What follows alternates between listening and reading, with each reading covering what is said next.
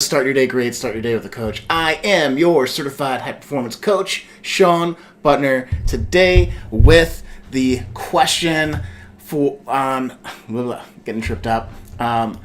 Basically, we're talking about today, how do you know when it's time to stop a project, a relationship, or anything else that's been dragging on for a while? Because, if you believe that you create your own reality, then, you feel like you can control what's going on, the type of work you do, the relationships you're in, the things that are spending time on the things that are important to you. And, sometimes we have pride. Sometimes we feel like I'm sticking, to finishing this book. I'm sticking with this relationship because I don't quit things. So if there's ever been something you thought, hey, I don't quit things and I'm going to stick with it. Or maybe it's been 13 years, you haven't fixed that fence. You're like, I'm going to build it. I'm going to repair and paint everything out back. And you said that 13 years ago, you still haven't gotten done. But it's still on your to-do list. It's still gnawing at you. It can create anxiety when we have these things that we can't let go. And it can be very freeing when we give ourselves permission to say, you know what? Life happened, things changed, and maybe this isn't important to me anymore. And it's not a reflection of me failing, it's me growing beyond what maybe was important previously. So if you've ever had that feeling of stress or regret or anxiety over an unfinished project, or you've been in a relationship where you're like, yeah, we should have broken up like 2 years ago, a year ago, I don't know why we're still here, but I don't quit relationships, or I love this person no matter what, which is noble, but I have 5 checks for you to evaluate projects, relationships, or anything else that can really help. And really these are all questions that support that belief that you create your life, you design your life, you create your reality, and you can be an agent of change in what's going on. So let's go into the 5 checks, okay?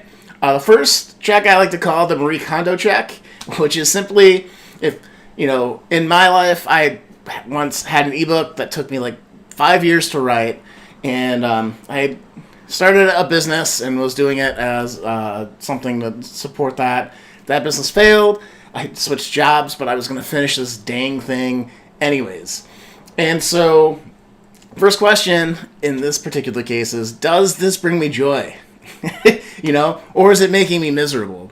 And with that ebook case, with the old business on student debt, it wasn't really bringing me joy. It was me being stubborn to say, I said I was going to finish this, I'm going to finish it.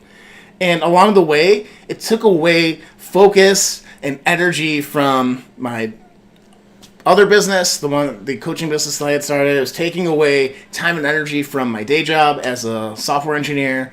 It was, constantly in the back of my mind. I'd work on it in bits and spurts and then get kind of frustrated. So at the end of the day, like when I was working with my coach, she's like, why are you doing this? And I'm like, yeah, I don't know why. And she asked me this question, which is the second check, which is the future check, is this important to who you are right now or the person you want to be in the future? Is this moving you closer to your best self? And I'm like, not really. Other than keeping that promise to myself, but it's just, okay, well, the optimization check number 3, is the expected output that you're going to get from this worth the resources going into it? And I'm actually, no. I'm spending all this time and energy and revision and, a little bit of money, and it wasn't completing the project. So I was like, okay. So it's not really worth the expected output. So I'm starting to get, start thinking about that. The 4th check in this is, does this fire me up? Does this ignite your passions, set your spirit on fire, get you really stoked and excited for the day? And again, in this particular case for me, the ebook, it wasn't. It was actually kind of taking away some of the momentum I'd have on some things that I was excited about. But gosh darn it, I was going to finish it. And then the fifth and final check is the student check. Does this task, in my case, creating this ebook, help develop skills that are important to your personal growth, the growth of your business or career, or developing important relationships in your life? And I was like, no. And so at the end of these 5 checks, I really didn't say yes to any of them. So why was I doing this? There's no good reason. And this, going through the system and going through these checks gave me the aha, like, oh, like I can let this go. If I let this go, and here's the bonus thing: when you have, a process like this, I can give myself permission now to let this go, to focus on things that are a bit more meaningful, and to lay the project to rest. So, that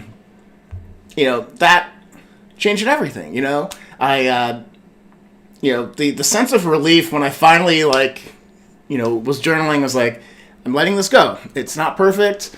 I put a lot of effort into it. I learned a lot, but at this point in my life, it's not worth going forward with. And that's, I think, the power of this idea, right? Which is have a process to evaluate the things that you're doing to make sure they're helping you grow, helping you advance, helping you create and design the life that you really want. So with that said, guys, I hope you enjoyed this video.